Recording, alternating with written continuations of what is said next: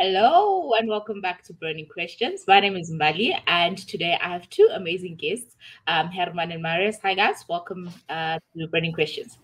Hi Mbali. Hi Mbali. I must say, I think you've got at least one amazing guest, but I'm not going to say who that is. Okay, all right. No, that's cool, guys. Let's just get into it. You know? It's not me though. So I mean, deduce. All right, guys. So today's question that we are answering is, why do property rights matter? And Hermann, I'll go to you first. Why do property rights matter? Well, I think you can unpack it from at least three perspectives, probably many other perspectives, but at least three: philosophically, economically, and then democratically. So if we look philosophically, let's run through that very quickly. So it's basically, you start from the question, then now this is going way back to the very basic ingredients of this sort of philosophy, is if you own your own time, if you have the right to decide what you do with your time, you have the right to decide how you spend it. And through spending it in certain ways, you earn an income that enables you to own property. So if you work an 8-hour day, essentially what you've said is, I control my time, I control my body, and I decided to use my body and my time to work in return for payment that I will then convert into the purchase or ownership of property. So if you time on earth is yours to spend, then it follows through. Can you just repeat that? We lost you there for like sorry.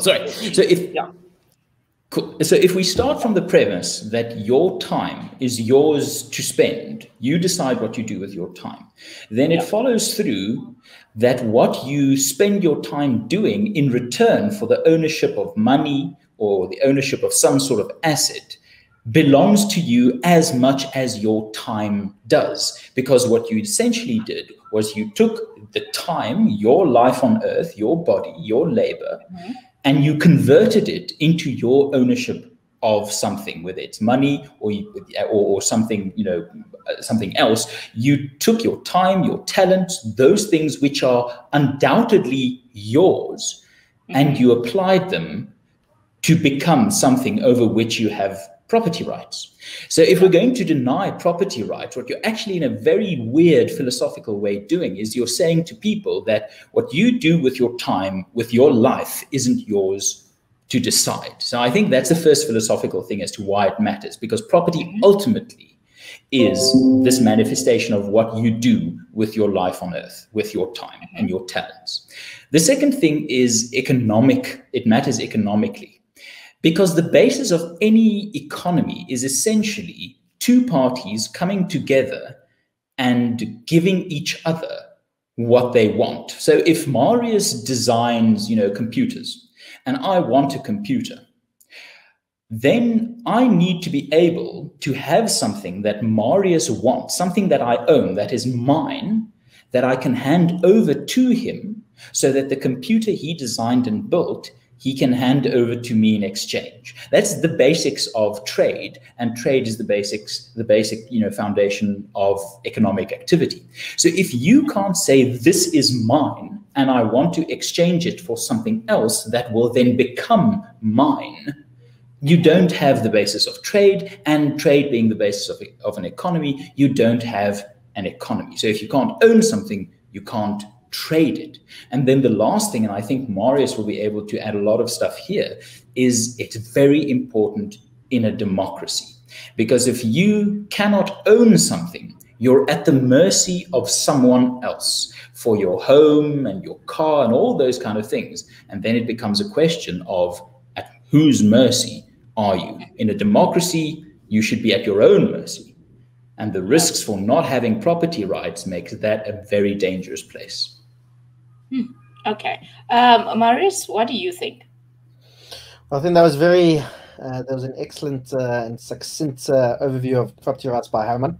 But I mean, Hermann's spot on. In any prosperous democracy, property rights are the cornerstone of that country.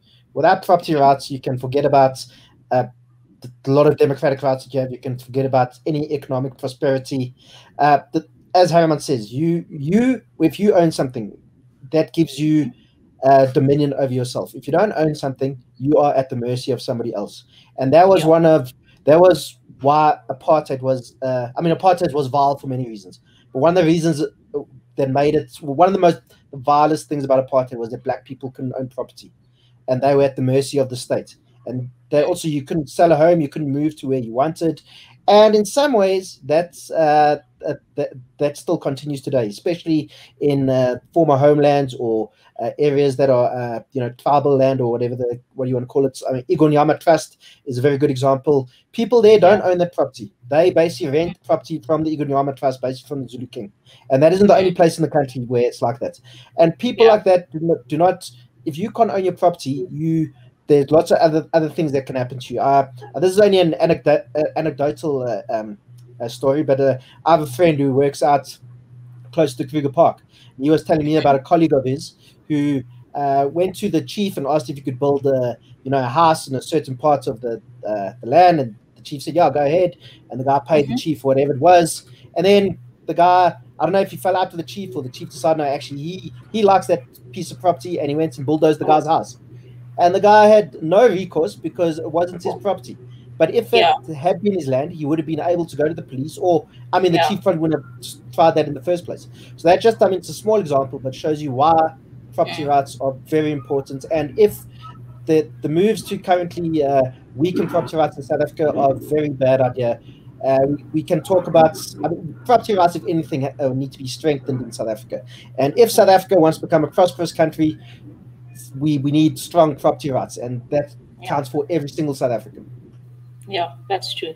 HP, do you have anything to add? I just called you HP. Wow, so that's his he's a rapper, in his spare time. So that's his rap name, actually. Do you have anything to add before we go into our quote of the day? Yeah, no, I promise I won't start rapping. I won't do that to people. South Africa's going through enough tough times without me rapping. Definitely, and the tough times are lasting.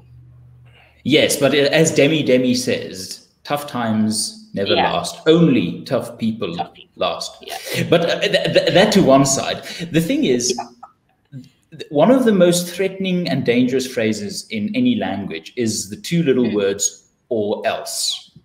And if you want to keep your home, and it's your home, you're responsible for that or else thing. You can say, I need to earn a good income, or else I will lose my job. So the person you need to please is yourself. If you want to own your home, you need to make sure you're in a position to do what you need to do to own that home, or else.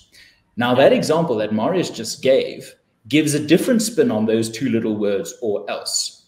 Please the chief, or else you lose your home. Don't disagree with the government, or else you lose your money. Don't counter this idea publicly, or else you will lose your car. So it really comes down to this question of leverage. If you own your property, it's about what you decide to do. I must work hard. I must use my talents to solve other people's problems so that they can pay me money, or else I will lose my home. That's you making the decision. That's you driving what's important in your life. The moment you don't own that home, you're no longer in control of that, or else. Someone else is. And that could be a chief, a church, an empire, a king, a state, a politician. And once that starts happening, history shows us it never, never, ever, ever ends well. That or else ends up ruining a lot of lives. I just got scared there for a second. Anyway, let's get to the quote of the day. So our quote today is from John Andres, and it reads, the government is dodgily pursuing a constitutional change that would legalize expropriation without compensation, or EWC. So, guys, I think it kind of ties in very well with what we're talking about today. Marius, I think I'll come to you first. Yeah, I mean, as we were saying with the issue of property rights, expropriation without compensation will destroy property rights. Even if the government goes and takes one person's property, only one, if they just take only one person's property without paying for it, that will destroy so much confidence in South Africa. Yeah. We've seen what happened in Zimbabwe. The ZANU-PF government didn't go take people's houses in Harare or Bulawayo or whatever. They took people's farms. And what happened then? Then it destroyed investment and confidence in that country. And I mean, the EWC policy in Zimbabwe started in the late 90s. 20 years later, that country is still extremely poor compared to what it was. Yeah. And it's because, I mean, there are a number of reasons, but one of the reasons is because of this expropriation without compensation policy. And we've also seen people who get given farms and so on by the ZANU-PF governments aren't, landless people or poor people, whatever we've seen. It's been people who are linked to the ZANU-PF government. And, people also say it's an issue of, helping black people who are oppressed. There have been stories of white farmers or white people who are linked to Mugabe and ZANU-PF being given land. So it's just about cronyism, and the exact same thing will happen in South Africa. Ordinary people won't have any property. It'll all go to cronies, people linked to the government and what have you. And, it will be an absolute disaster for South Africa, and we cannot allow it to happen. That said, land reform is, of course, an important issue, but land reform can currently happen in the current framework of South Africa, and it can be done without taking away people's stuff without paying for it. And there's another word for that, and that word is theft. Mm-hmm. All right, cool. Mr. HP, anything to add before we close? Yeah, in something that you saw a lot during war times, and especially in the Jewish concentration camps, was that the cruelest Nazi officers would often execute prisoners at random, just one here and one there. And that fear that the next one might be you was enough to keep countless people at the power and beck and call of one guy with a gun and power. So Marius's point about just one farm needs to be taken for this whole thing to turn ugly reminds me of that.